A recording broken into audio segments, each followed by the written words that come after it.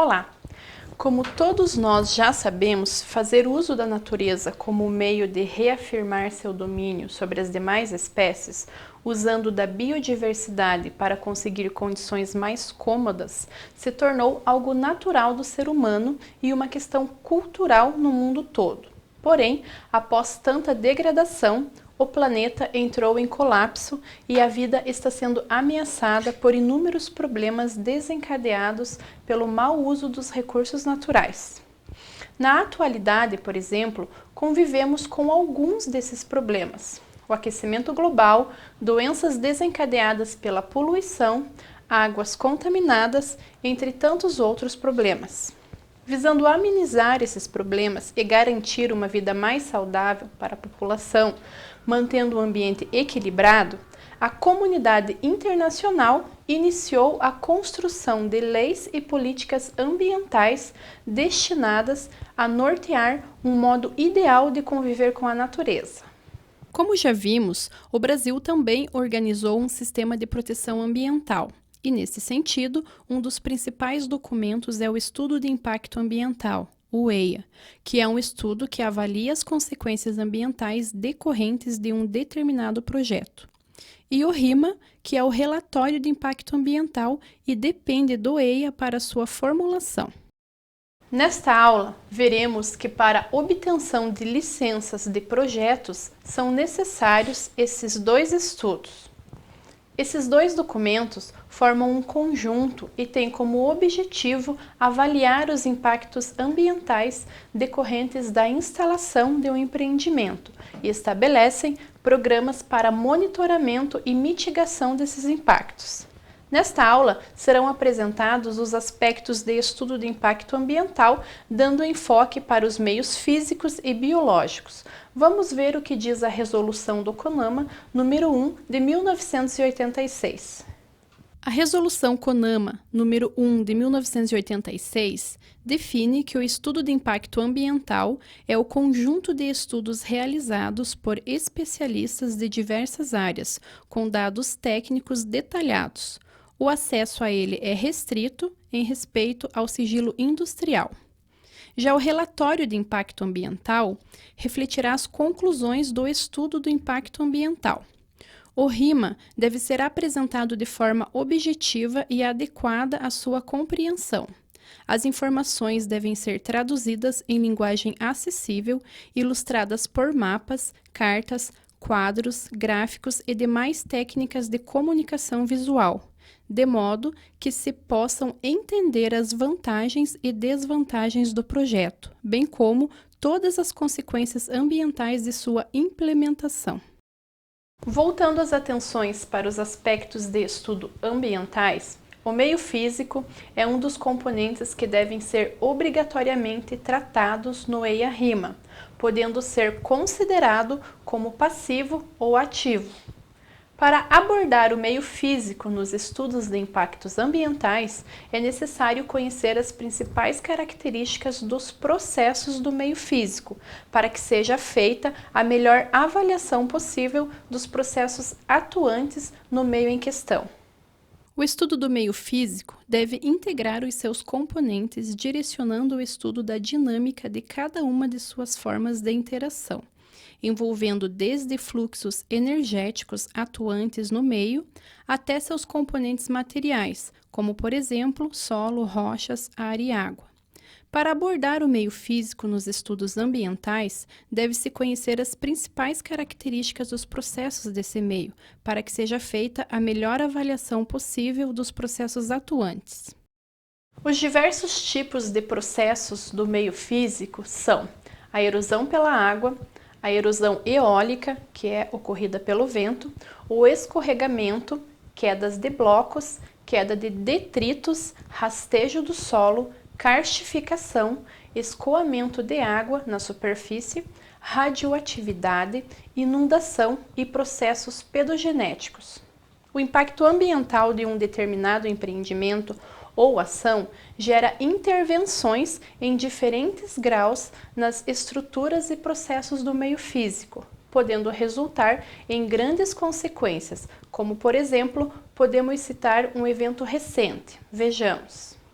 O caso do rompimento das barragens de rejeitos de mineração, ocorrido em novembro de 2015, no município de Mariana, em Minas Gerais, que acarretou sérios danos ao meio físico, alterando de forma significativa os processos físicos daquela localidade, levando a sérios problemas ambientais e sociais.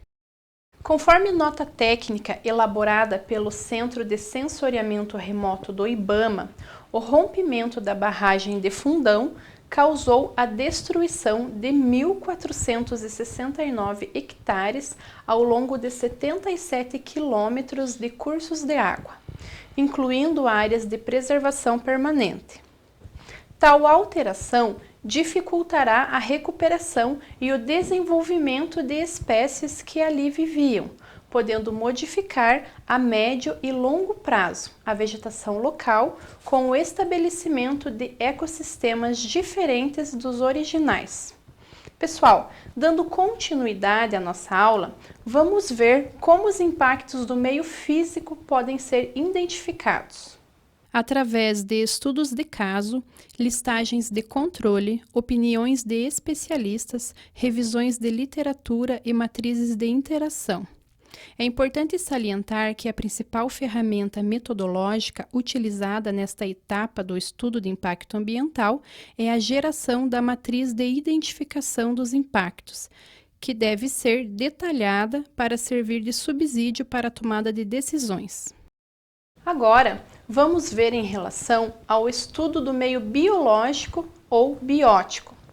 Esta parte do estudo se preocupa com as características dos seres vivos, bem como a biota, ou seja, o conjunto da flora e da fauna de uma região, destacando as espécies indicadoras da qualidade ambiental, de valor científico e econômico, espécies raras e espécies ameaçadas de extinção e as áreas de preservação permanente. Os critérios a serem utilizados para um estudo do meio biótico são definidos em um documento denominado Termo de Referência, que será elaborado pelo órgão ambiental, podendo ser federal, estadual ou municipal, conforme estabelece a Política Nacional do Meio Ambiente. Quando da distribuição das responsabilidades de gestão ambiental instituído pelo Sistema Nacional de Meio Ambiente, o SISNAMA. Para um estudo de impacto ambiental e um relatório de impacto ambiental, de acordo com os aspectos biológicos, deverão ser caracterizados os seguintes aspectos: os ecossistemas terrestres e aquáticos da região de influência direta e indireta de determinado empreendimento e as principais publicações relativas à ecologia da região.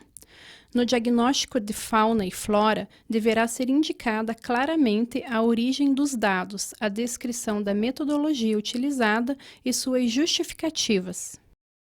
O estudo do meio biótico deve destacar em todas as classes relacionadas as espécies da fauna ou flora, ecossistemas aquáticos e ecossistemas terrestres.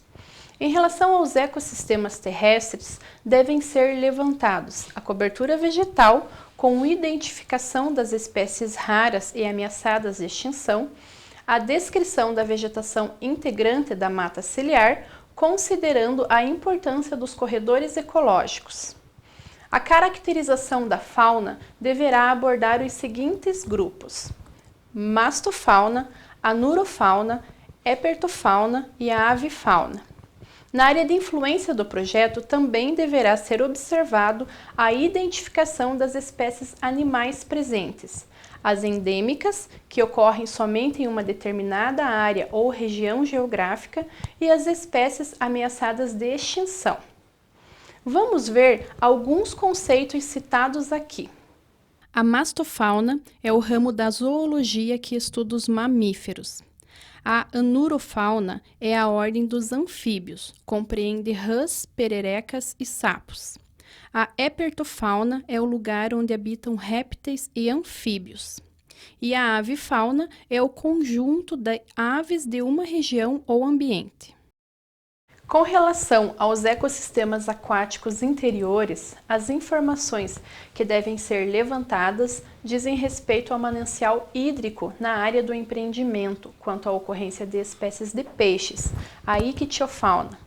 Para os ecossistemas aquáticos, deve-se apresentar estudos e identificação da ictiofauna presente, indicando as espécies de interesse comercial, se for o caso, o estágio de eutrofização e a análise da fauna bentônica.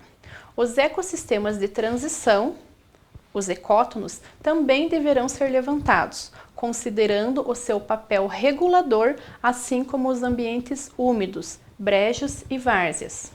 Nos estudos dos ecossistemas marinhos, devem ser caracterizados a fauna nectônica, bentônica e demersal, incluindo informações sobre a existência de áreas de desova e alimentação de quelônios na área de influência do empreendimento.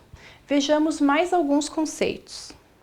Eutrofização é o processo no qual um corpo de água adquire níveis altos de nutrientes, por exemplo, fosfatos e nitratos, provocando posterior acúmulo de matéria orgânica em decomposição. A zona bentônica é a região do ambiente marinho localizado no fundo do mar, onde localiza-se a fauna bentônica, que são animais marinhos que vivem no fundo do mar em contato com o substrato e não têm capacidade plena de natação. Os quelônios constituem uma ordem de classe dos répteis e se caracterizam pela existência de placas ósseas nos costados, como, por exemplo, as tartarugas. Esses estudos que vimos aqui têm como base o princípio de que os ecossistemas apresentam uma dependência energética de regiões geográficas que se interrelacionam e qualquer impacto sobre ela pode gerar e desencadear processos negativos ao equilíbrio ecossistêmico.